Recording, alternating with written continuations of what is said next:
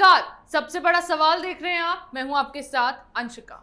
उत्तर प्रदेश में पिछले 2 शुक्रवार से जिहादियों ने जुम्मे की नमाज के बाद जमकर हुड़दंग मचाया, लेकिन कानपुर में भड़की हिंसा के बाद उसके मुख्य आरोपी को पुलिस ने पकड़ लिया और प्रयागराज हिंसा के मास्टरमाइंड के घर पर भी बुलडोजर चल गया। लेकिन आज फिर शुक्रवार है, अब से कुछ वक्त बाद फिर से जुम्मे की नमाज अदा की जाएगी। ऐसे में इस बार कोई हिंसा ना की जाए, ये जिहादी अपने मंसूबों में कामयाब ना हो पाए, उसके लिए प्रशासन को पूरी तरह से अलर्ट पर रखा गया है। चाक चौबंद कानून व्यवस्था के साथ पुलिस हर संवेदनशील इलाके में अपनी नजर बनाए हुए है। ऐसे में सबसे बड़ा सवाल यह है कि इस बार हिंसा को रोके जाने के लिए योगी सरकार की ओर से क्या कुछ तैयारी की गई है और किस तरह से इस बार दंगाइयों को उनके मंसूबों में कामयाब होने से रोका जाएगा। इसी विषय पर चर्चा के लिए मेरे साथ स्टूडियो में मौजूद हैं कैपिटल टीवी के editor in chief doctor Manish Kumar. Doctor साहब, बहुत बहुत स्वागत है। धन्यवाद। डॉक्टर साहब, आज फिर शुक्रवार है, हमने देखा 2 शुक्रवार से लगातार जिहादियों ने किस तरह से हिंसा भड़काई, इस बार क्या कुछ तैयारियां की गई हैं? अब ये समझिए कि कैसी विडंबना है। जुमे की नमाज बहुत ही पवित्र माना जाता है। जी। लोग नमाज पढ़ने जाते हैं,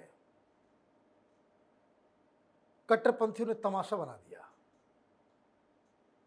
आज जुमे की नमाज है, पुलिस की व्यवस्था करनी पड़ेगी। जी। आरपीएफ बुलाया जाएगा, पीएससी की परेड होगी, कल सीआरपीएफ बुलाया जाएगा, परसों आर्मी बुलाई जाएगी। क्या हो रहा है ये? मुसलमानों की जनसंख्या कितनी है जी। और चंद कुछ लोग पत्थरबाजी में शामिल होते हैं और पूरे मुस्लिम कम्युनिटी के ऊपर बदनुमा दाग लगा देते हैं। और यही इसकी सबसे बड़ी समस्या है कि मुस्लिम समाज से लोग बाहर नहीं आ रहे। जी। इनके खिलाफ तो दिक्कत क्या है?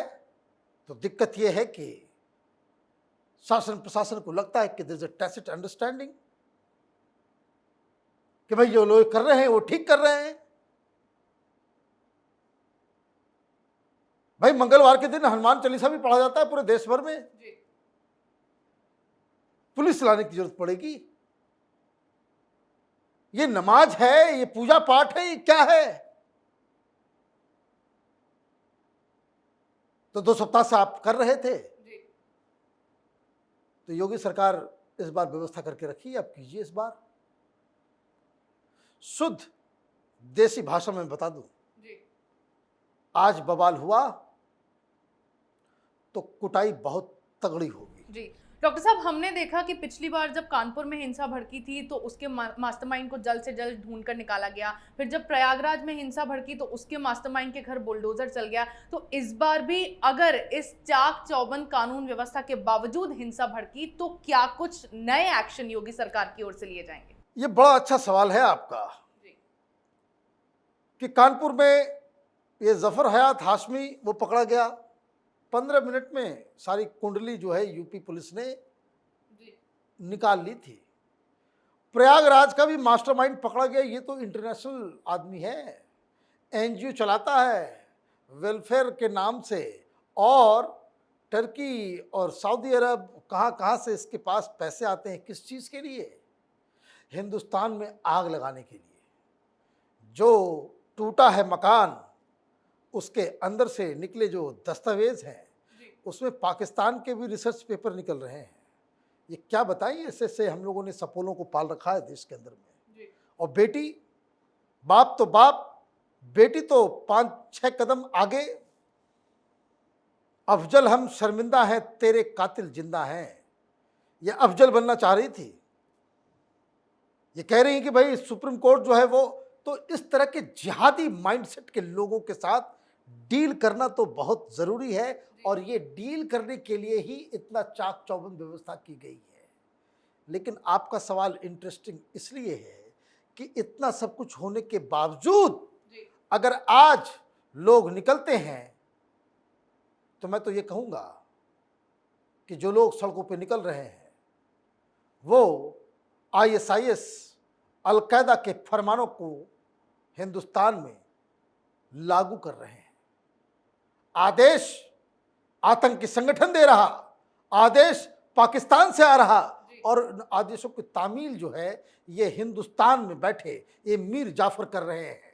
इसका मतलब साफ है, क्योंकि कल खबर आई कि आईएसआईएस के 2 न्यूज बुलेटिन में साफ साफ ये कहा गया, ये अपील की गई कि हिंदुस्तान में हिंदुओं के ऊपर जो निशाना बनाना है और हिंदुस्तान के ऊपर हमला करना है, ये आईएसआईएस का बयान है।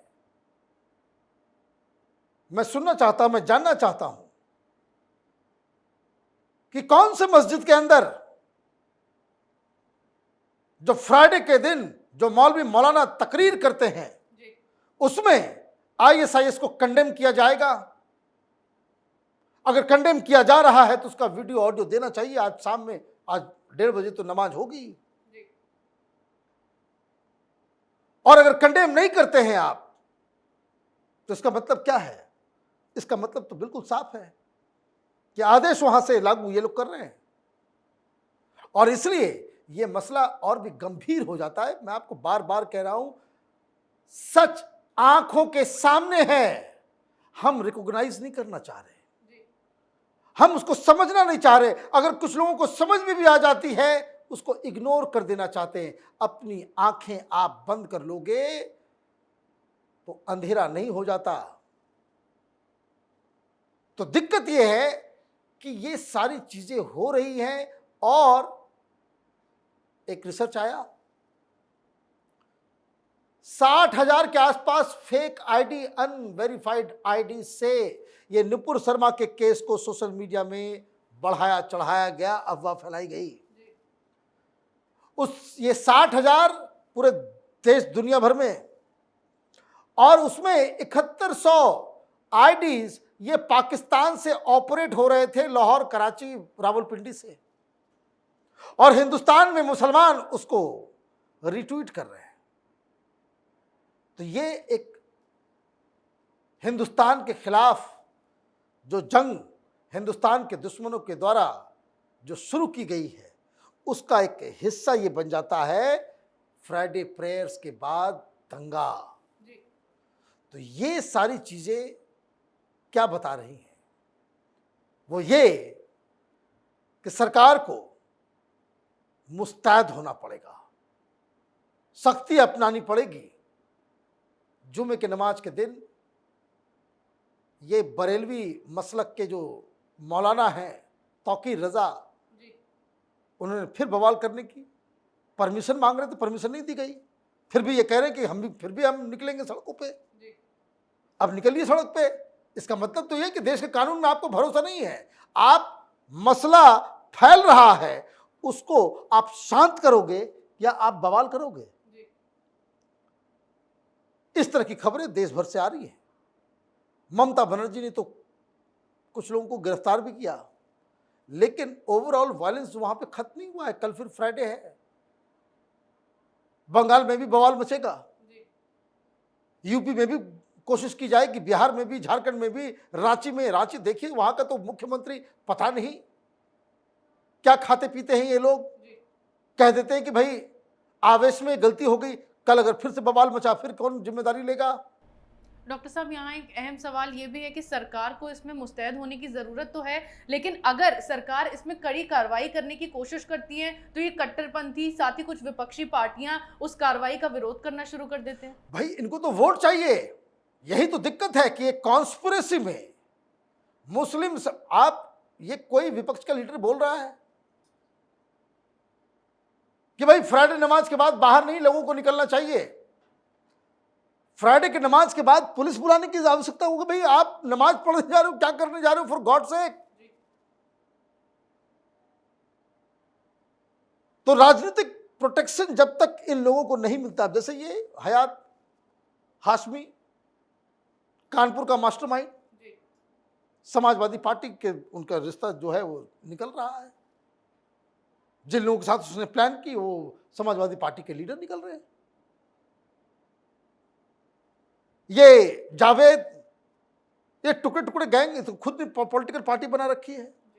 पॉलिटिकल पार्टी किसने बना रही है ये भी मैं आपको बता दूं। ये काले धन को व्हाइट करने, व्हाइट धन, यही घपलेबाजी के चक्कर में लोग छोटी छोटी पॉलिटिकल पार्टी बना देते हैं। तो ये बहुत सारी चीजें हैं जिसको समझना पड़ेगा। और जो मैं बात कह रहा था कि जिन जिन राज्यों में आज हिंसा भड़केगी और कंट्रोल नहीं किया गया, दंगाइयों को खुली छूट दे दी गई, आप समझिएगा कि उस राज्य का मुख्यमंत्री हिंदुस्तान को तोड़ने वाली शक्तियों के साथ उसकी सांठगांठ है। और जिन राज्यों में दंगाइयों के ऊपर सख्त कड़ाई से कार्रवाई की जाइएगा, आप ये समझिएगा कि उस राज्य का मुख्यमंत्री हिंदुस्तान में लॉ एंड ऑर्डर को लागू करना चाहता है। उसके सामने वोट बैंक राजनीति नहीं है। तो ये आज मुझे लगता है 1:30 बजे के बाद से खबरें आनी शुरू हो जाएगी। हम लोगों को नज़र रखनी चाहिए इसके ऊपर भी कि भाई आज देश में कहाँ क्या होता है। जी जी बिल्कुल।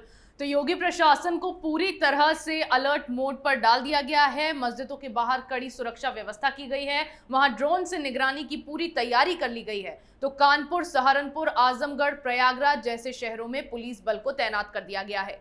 पिछले 2 शुक्रवार से जुमे की नमाज के बाद जो हिंसा इन जिहादियों ने भड़काई है, इस बार सरकार ने ऐसा एक भी मौका इन्हें ना देने की पूरी तैयारी कर ली है।